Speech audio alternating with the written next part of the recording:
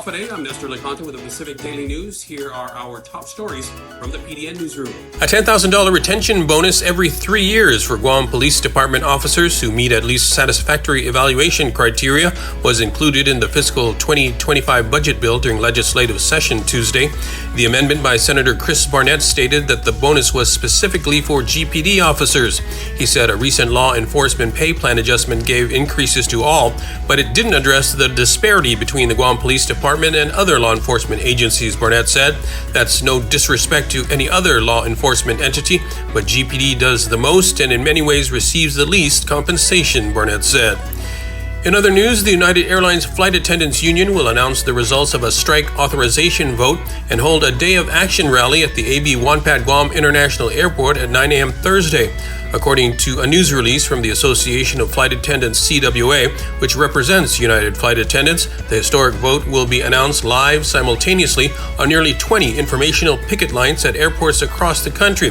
Voting on the strike began August 1st and concludes on August 28th. Flight attendants are seeking a significant double-digit base pay increase, increased pay for time at work, including on the ground, retroactive pay to the amendable date, schedule flexibility, and work rule improvements, the union has said.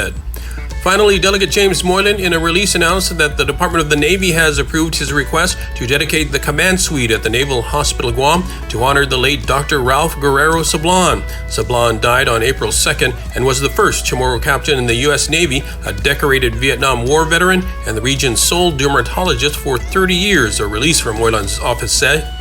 He also served 20 years at the Naval Hospital, Guam, and during his last tour of duty, he served as the executive officer and chief of clinic services at the hospital, the release states.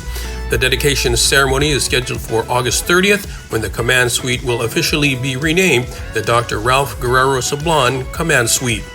George Washington High School and Finegayan Elementary School have completed their health inspections as of Tuesday, but the Guam Department of Education was still waiting to hear whether the schools have passed as of Tuesday afternoon.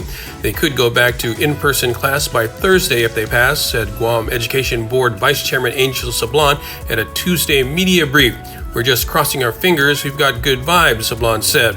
Finegayan and GW were among the schools with the most demerits and self-administered inspections done by GDOE. Getting either campus pass will be a major milestone in the health inspection crisis that Superintendent Eric Swanson has set his sights on ending by September 30th.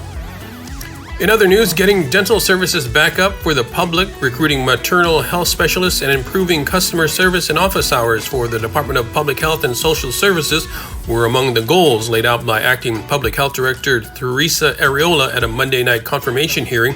Areola also repeated plans to bring now scattered public health offices back under one roof, with plans to go out to bid for a facility now underway. The governor in June shuffled Areola from her old post at the Guam Behavioral Health and Wellness Center to head public health. Areola told senators that she is now in the process of hiring a dentist and a program coordinator so that the dental services can be offered at public health once again. She said there are plans to launch the dental program by October, which will provide basic preventive services.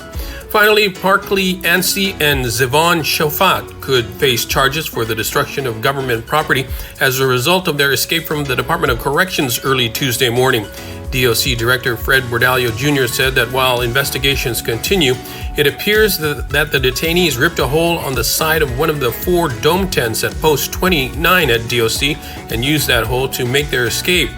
This one had about 80 pretrial detainees in an open bay, and they are 2 at the largest population that we have here, about 500 of them, and they're all waiting, said Bordallo.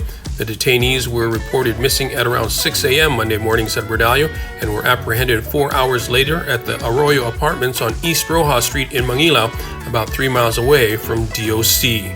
For more of these stories, go to GuamPDN.com and follow us on social media.